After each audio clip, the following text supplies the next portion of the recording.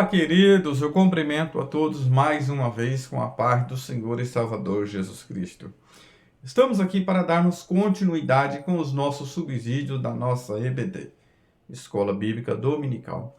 A você, meu amigo aqui de Presidente Epitácio Região, você é o nosso convidado a estar presencialmente conosco em nossa sede, na nossa Igreja Evangélica Assembleia de Deus, Ministério do Belém, na rua Cuiabá 146, em frente da Caixa Econômica Federal.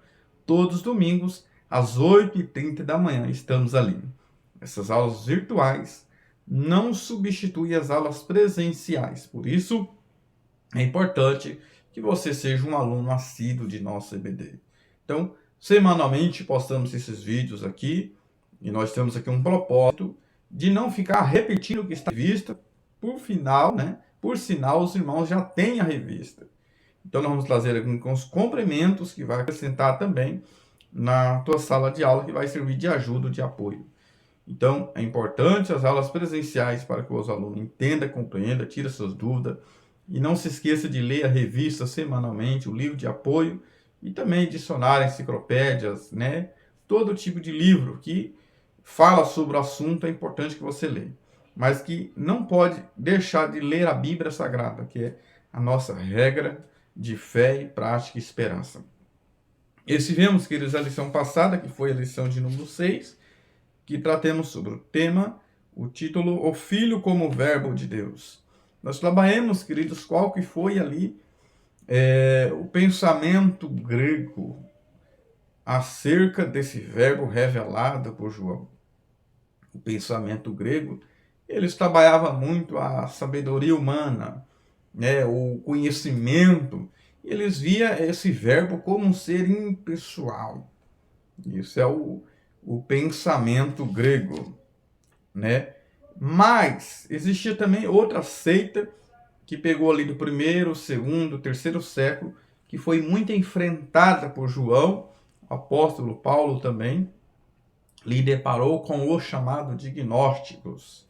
Esses gnósticos faziam um concubinato ali com a tradição judaica, com a fé judaica ali, e eles eram dualistas. Eles entendiam que tudo que é da matéria é mal e tudo que é espiritual é bom. E com isso eles traziam uma grande heresia, porque eles rejeitavam a matéria. E rejeitando essa matéria, eles entram em uma heresia muito grave, porque eles não aceitam a encarnação de Jesus. Porque esses gnósticos, eles não aceitavam o Cristo como Criador, a encarnação de Jesus e também a ressurreição. Então isso é uma heresia vamos dizer, das brabas. Por quê? Porque João revela Jesus como Criador, mostra que ele se encarnou e também mostra no Evangelho segundo escreveu João que ele ressuscitou. Então, nós vemos o que foi o pensamento bíblico revelado por João. Por quê? O pensamento grego é que ele é um ser impessoal. Não. Que ele não é como um Deus, como o Deus Todo-Poderoso. Mas, e vem também o gnosticismo, dizendo que ele não se encarnou, que a matéria é má. Ele não pode habitar na matéria. E com isso eles entram nessa heresia. Mas o pensamento de João, bíblico, revelado por Deus, é que no princípio era o verbo, que o verbo estava com Deus e o verbo era Deus.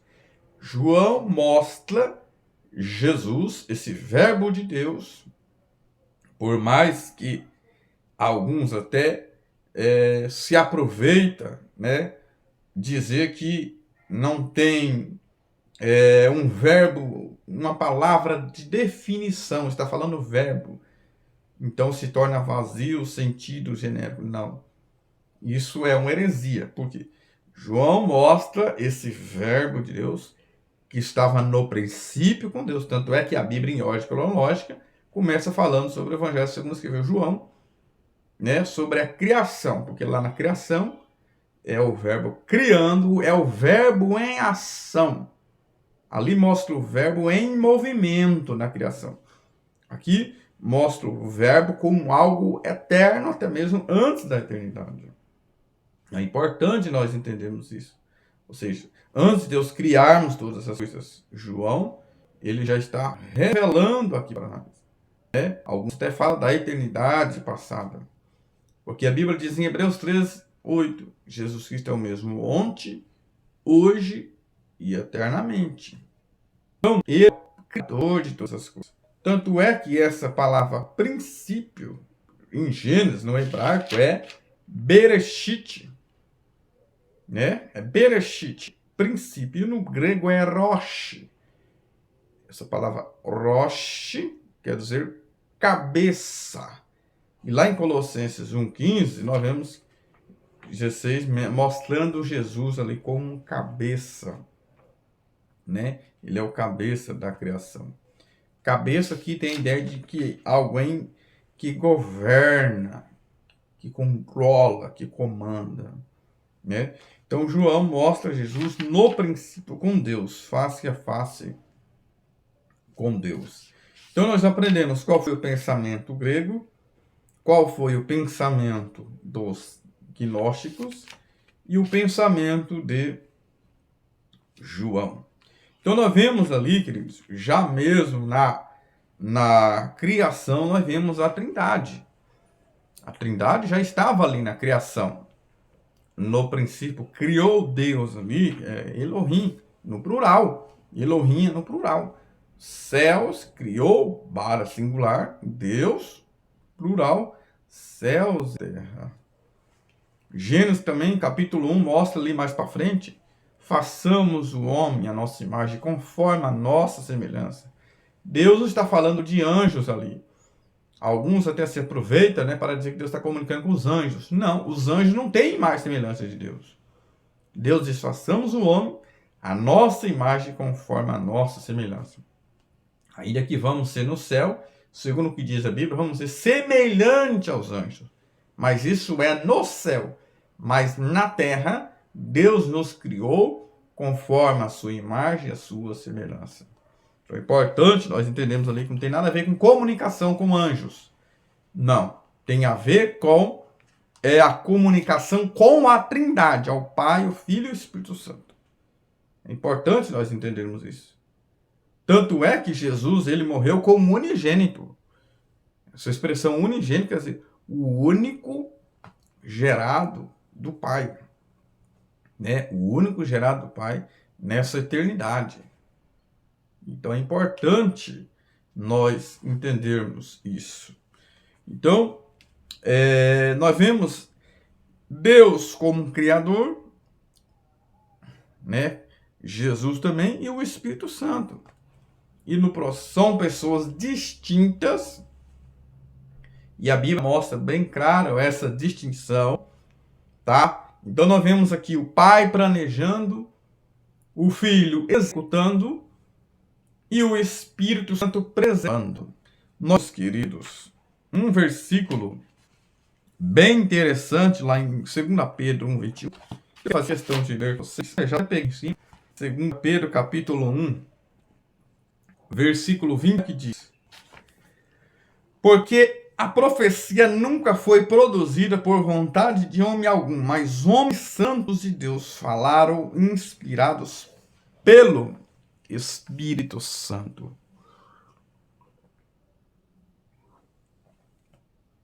Veja que mostra a palavra, homens santos de Deus, inspirados pelo Espírito Santo. Lógico que aqui não é uma aula sobre a inspiração da palavra, mas veja que aqui o Espírito Santo inspirou cerca de 40 homens, inspirado por Deus, para escrever a Escritura Sagrada. Mas santos, no sentido aqui, de que são, primeiro, são justificados. Segundo, de santos, porque são santificados. Não tem a ver com perfeição, mas um aperfeiçoamento. Santos, porque vão ser glorificados. Então, anote bem isso. Porque quer homens santos, ou mulher, santos de Deus. Né? Quando se fala em alguém santo, queridos, alguém exige perfeição. Mas a perfeição plena é somente no céu, quando chegarmos no céu. Porque ainda estamos na terra. A santificação, como ensina nosso pastor presidente Edivanir, ela é posicional, segundo, progressiva e definitiva. Completa. Definitiva quer dizer a completude. Posicional, porque estamos em Cristo. Progressiva, porque eu quero ser cada dia melhor, cada dia mais santo, como se olhar no espelho e ver o que tem que ser removido do espelho. Um remelo, um olho, alguma sujeira, alguma coisa. É todo dia olhar para a palavra e ser melhor do que ontem. Como tem um louvor, né? Hoje eu quero ser melhor do que foi ontem. Então é isso, a santificação progressiva é cada dia eu melhorar. Se eu estiver piorando, é sinal de que eu preciso voltar à presença de Deus. Então são santos por quê? Primeiro, anote aí. São santos porque foram justificados. Refere-se ao que Cristo fez por nós, não é o que nós fazemos, não é por méritos. A justificação é isso, é como uma quitação. Quando você vai na justiça, a justificação ali é quando alguém paga alguma coisa por você ali, e você é livre, você é justificado. E a santificação é o meu estado presente, como eu estou diante de Deus. E a glorificação é o que nós esperamos. 1 João 3, 1 e 2. Então, santos por quê? Porque somos justificados, ou seja, o que Cristo fez por nós. Santificados é o que nós fazemos, é o meu estado presente. Eu tenho que buscar me santificar a cada dia. Hebreus 12, 14, seguir a paz com todos é a santificação, sem a qual ninguém verá o Senhor.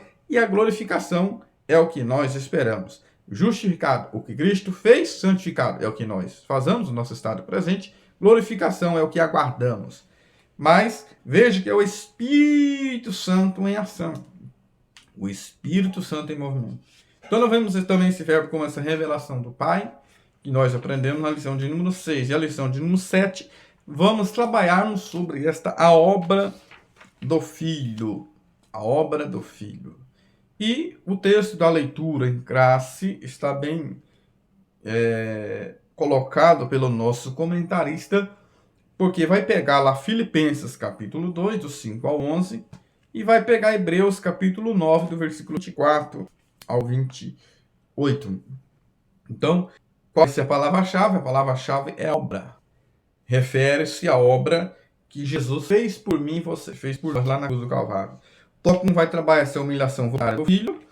O tópico 2, vamos trabalhar essa obra redentora do Filho. O tópico 3, trabalhar a exaltação gloriosa do Filho. Esse texto de Filipenses capítulo 2, queridos, é um texto muito maravilhoso. Por quê?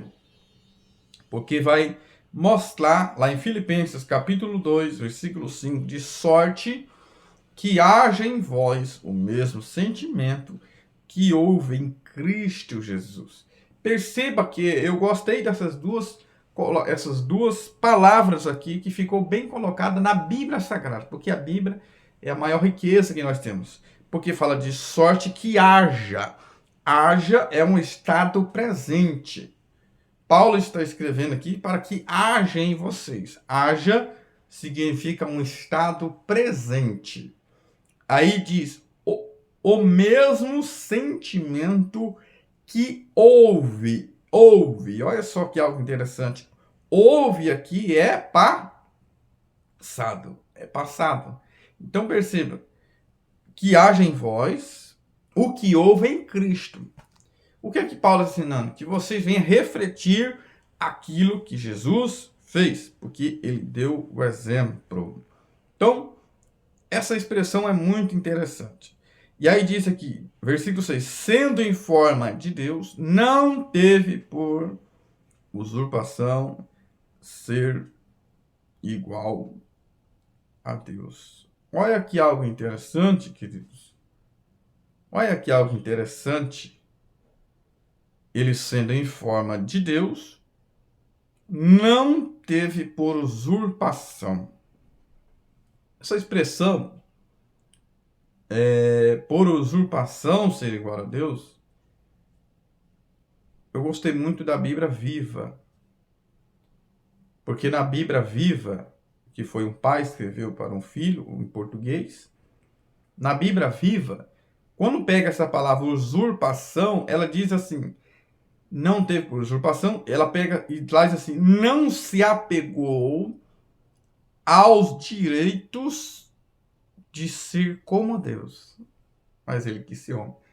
Mas é que é algo interessante, queridos. Por quê? Porque às vezes nós falamos, não, eu quero, é meu direito, e não quer abrir mão do meu direito.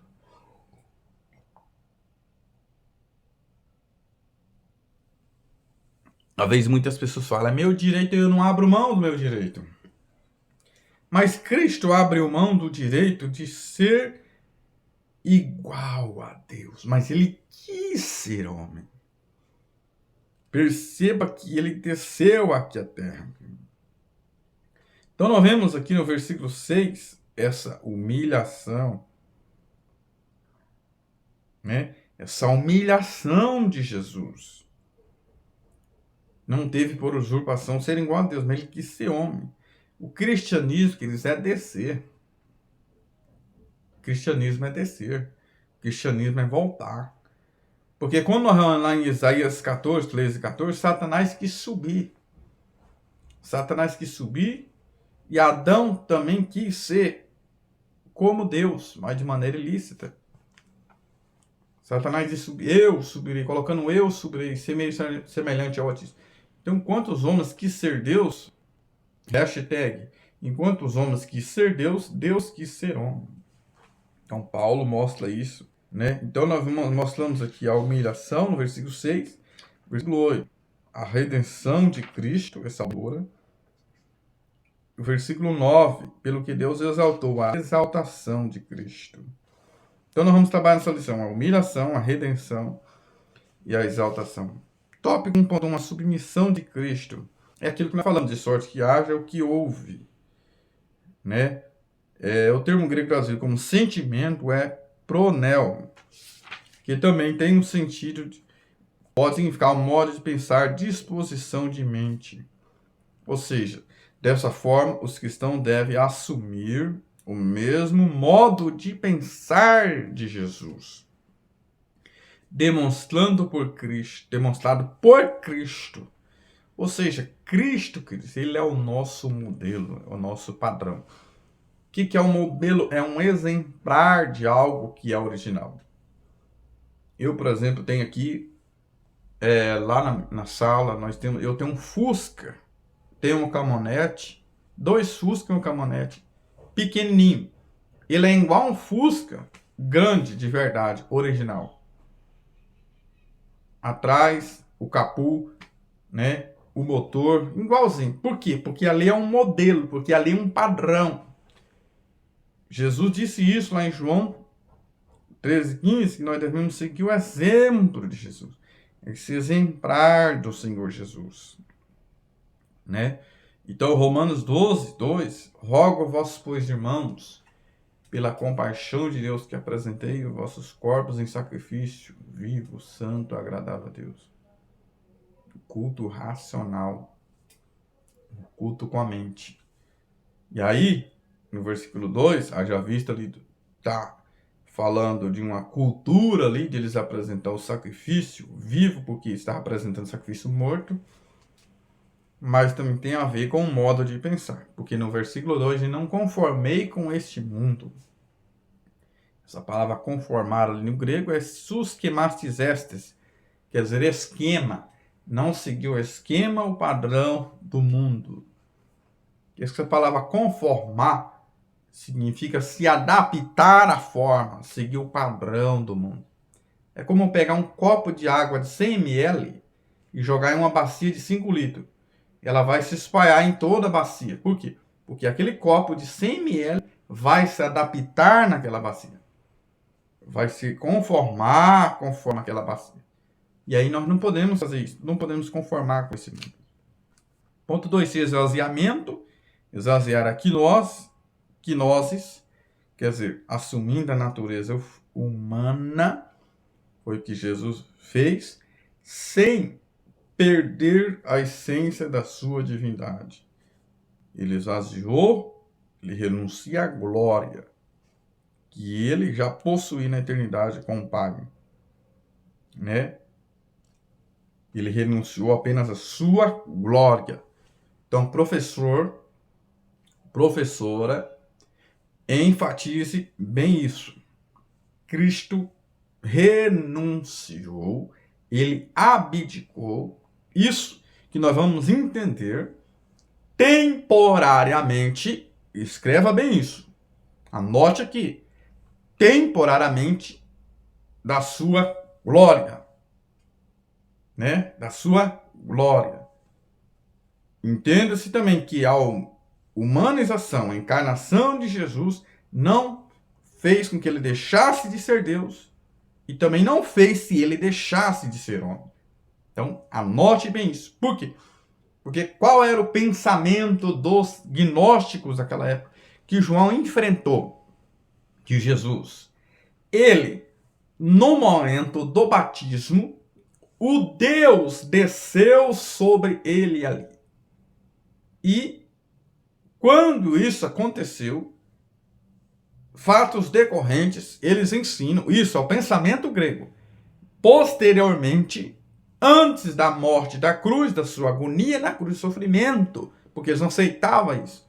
Antes de chegar à cruz, a agonia do sofrimento, o Deus o deixou ele. Então eles entendem que ele não morreu como Deus. E isso não tem base na palavra. Porque João, lá nas suas primeiras cartas, ele corrige isso. Ele corrige isso. Por quê? Porque enquanto o pensamento dos gnósticos, não, o Deus só veio lá no batismo, só na água. E João vem, toma na espina dorsal dos gnósticos, porque João fala, não somente por água, quer dizer, no batismo, mas também por sangue. E eu sempre li, por que água e sangue, né? Não somente por água, ou seja, o Deus, o que João está dizendo? Deus não somente lá no batismo, mas também lá na cruz do Calvário. Esse Deus também morreu lá na cruz do Calvário. Então João vem combatendo esses gnósticos. Então, professora, entenda isso e explica isso para os seus alunos. Que ele se esvaziou, foi da sua glória, isso foi temporariamente. Por isso que a Bíblia diz nos Salmos que ele foi feito um pouco menor que os anjos, por causa da sua humanização. Né? O fizesse um pouco menor do que os anjos, por causa da sua humanização. Porque os anjos, eles continuam sendo anjos. Jesus não, ele se humanizou. Ponto 3. Obediência sacrificava até a cruz. Ele foi obediente até a morte de cruz. Então, o primeiro Adão trouxe condenação, o segundo Adão, que é Jesus, trouxe redenção. A obra redentora do Filho, a ineficácia do sacerdote levítico, isso é sombras, queridos. O que é sombra? É só uma projeção do projeto de Deus. O tabernáculo no Antigo Testamento é uma sombra, uma projeção da obra de Cristo. Tanto o cordeiro que era sacrificado, o sangue que era derramado, tanto o tabernáculo em si mesmo, tudo apontava para Cristo. Era Deus querendo se relacionar com o seu povo, e ali foi pedido que fizesse o tabernáculo, e eles levam os sacrifícios, os animais se sacrificaram na porta ali, tudo apontando para Cristo, desde a porta até o lugar santíssimo, sempre apontou para a obra de Cristo. Tanto é que lá no Antigo Testamento também existia 6 cidades de refúgios. Tudo isso apontava para Cristo como nosso refúgio. Porque ali os homicidas iam para lá. E chegava bem na porta, era passado por um julgamento dos anciões e depois ia para a cidade de refúgio. Ficava lá até quando? Até a morte do sumo sacerdote. Quando o sumo sacerdote morresse, eles receberiam a sua liberdade. Tudo isso apontava para Cristo. Era apenas uma sombra da realidade em Cristo. Nós vemos, queridos, essa lei, né, essa lei como a lei de Moisés, como o prezinho. E aí vem os profetas, né, como ensino fundamental. E aí vem o Novo Testamento como ensino médio, né?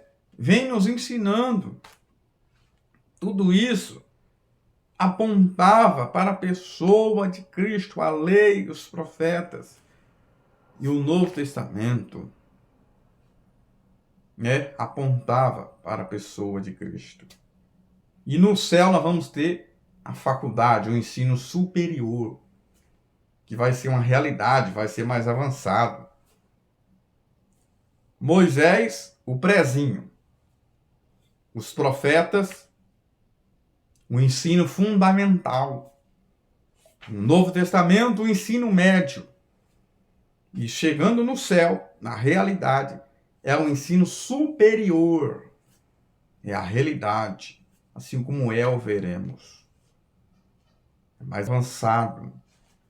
Então é bom nós entendermos isso, porque o Antigo Testamento era só sombra das coisas futuras. Ponto 2, o sacrifício de Jesus foi único e suficiente, porque eles faziam anualmente, uma vez por ano, o sacerdote oferecia.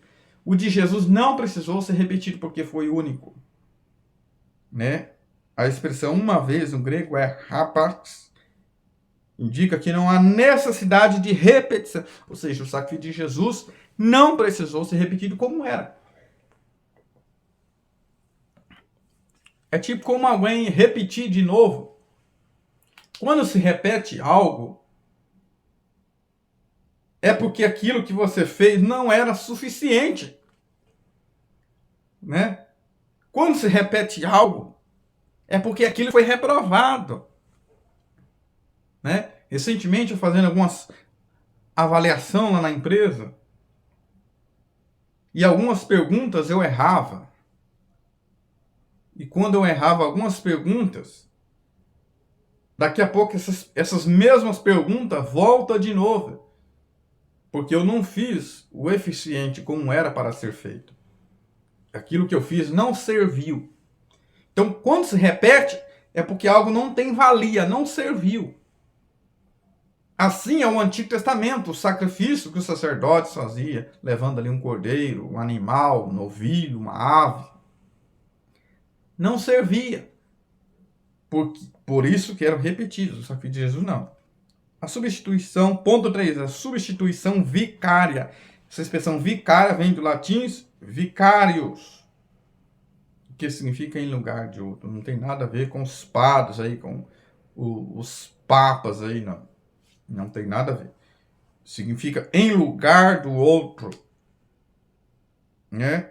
É a substituição de Cristo. Então o pecado não pode ser ignorado, precisa ser punido, precisa ser tratado. Né? Esses animais apenas tipificavam aquilo que Jesus fez. Ponto 10. Exaltação gloriosa do Filho, recebida à destra do Pai. Né? Perceba que lá, essa exaltação, não sei se ele recebeu um novo nome. Nome na Bíblia, nós vamos ver aqui, daqui a pouco. Né? Mas vem a exaltação ligada à obediência. Né? Está associado à obediência do Senhor Jesus. Esse negócio de humilhar e ser exaltado não está na Bíblia. A Bíblia diz: humilhai-vos, pois, debaixo da potente mão de Deus, para que a seu tempo ele vos exalte. Né? O verbo exaltou no grego é hiperipossem. Né? Uma elevação acima de toda medida. Deus o exaltou a Cristo. Né? E não apenas voltou para o céu, mas assentou no trono e intercede pela minha e a sua vida. Ponto 2. Agora o nome, diz que ele recebeu um nome. Nome na Bíblia tem a ver com caráter. Em um livro que eu tenho, né, Contra a Correnteza, ali ensina sobre esse relativismo e fala sobre o nome. Quando Daniel e seus amigos foram para a Babilônia, trocaram seus nomes, mas não trocou seus caráteres. 3 anos de faculdade, mas não trocou o seu caráter. 3 anos aprendendo aquela cultura, mudaram os seus nomes, mas não mudou os caráter, porque os babilônios entendiam que o nome tem a ver com caráter na cultura judaica. Então quiseram trocar os seus nomes, mas não trocou os seus caráteres. E o próprio Jesus deu um novo nome, e receberemos também no céu um novo nome, porque nome tem a ver com um novo caráter. Nome tem a ver com caráter, né? Ponto 3, soberania universal e o retorno triunfal. Jesus Cristo ao Senhor. Nós vemos que Jesus veio, né? Nós vemos aqui como eles falam, se dará de 2 maneiras, voluntária por aqueles que creem e servem a Jesus Cristo, e compulsória por aqueles que o rejeitaram, mas que reconhecerão em juízo. Isso aponta para a soberania universal do Senhor Jesus. Todos têm que confessar que Jesus Cristo é o Senhor. Como ensinava meu professor na teologia, quem não confessar Jesus hoje, um dia vai ter que confessar perante o Senhor, porque todos vão ter que confessar que Jesus é o Senhor, porque ele tem a sua soberania universal, né? Aponta para a soberania plena do Senhor Jesus. Então, nós aprendemos aqui nessa lição sobre a obra do Filho, ou seja, aquilo que Jesus fez pela minha e sua vida. Então, esse louvor aí, que diz que é o sangue de Deus, da voz da verdade, os unicistas, não tem base bíblica. Foi o sangue de Jesus que purifica de todo pecado.